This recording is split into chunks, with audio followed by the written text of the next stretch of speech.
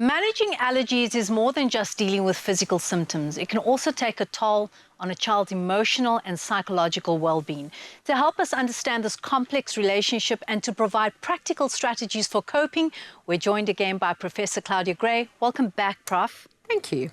So the reality is we speak about allergies as a symptom that happens to one physically, but the truth is that psychologically it plays a huge toll as well, especially when the symptoms are persistent. Can you speak to us about that? Imagine being the parent to a child who's highly allergic to something very common like cow's milk or soya. If you look at most ingredients lists, they will contain that.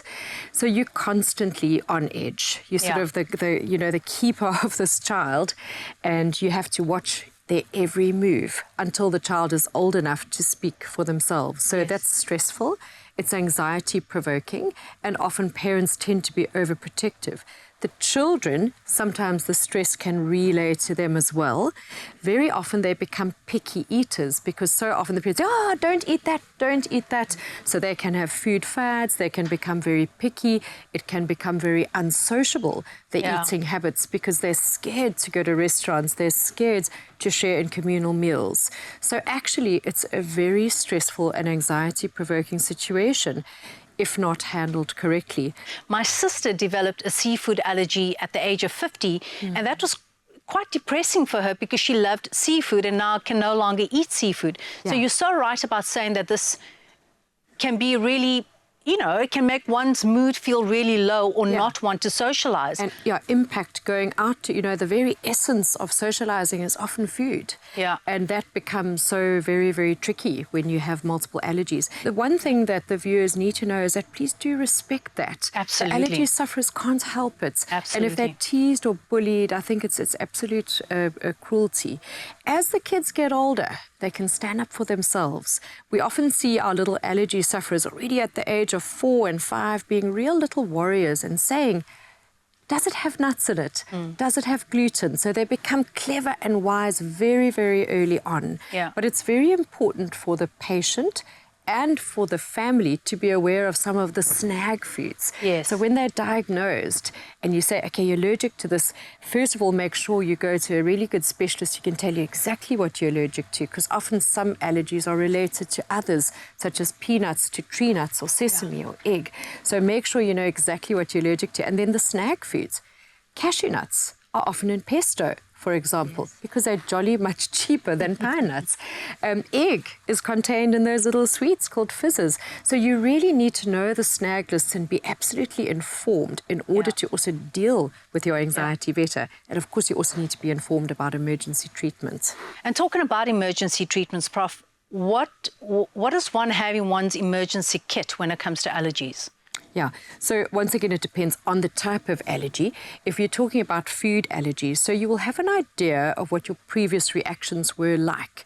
If it was milder, you may have had a little bit of throat itching or some hives around the mouth or a little bit of tummy pain, and most of those will respond to a fast-acting antihistamine. So that should be in your kit. Syrup, as much as possible, because they're absorbed faster. But of course, in older kids and adults, that's not always convenient, but then you can have your fast-acting antihistamine tablets.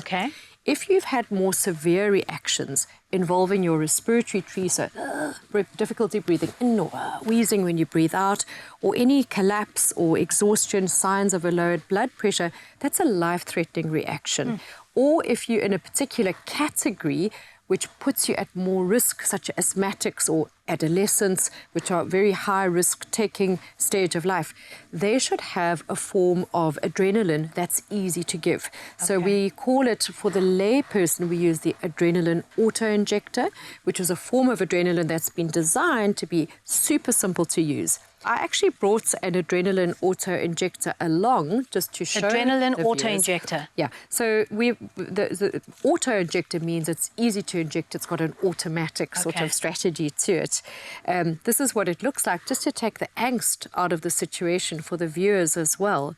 You hold it like a dagger. There's a tiny little needle that jumps out of here on impact and injects the adrenaline. Okay. But this little blue cap is like a safety valve, so it doesn't just somewhere inject when you shake it or when you're driving around.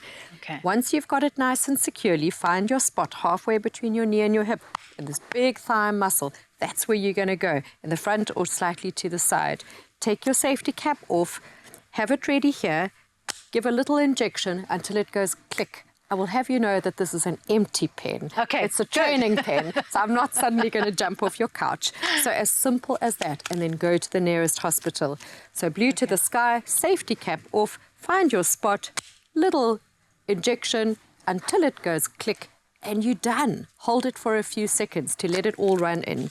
I have learned so much from you today. Thank you so much for being here and for all your insightful information. Absolute pleasure, and thank you for the invitation. There you go. It's quite clear that managing allergies isn't just about physical symptoms. There's a significant emotional and psychological component as well. After the break, we will make a gluten-free orange cake which looks and sounds absolutely yum. We will see you in a bit.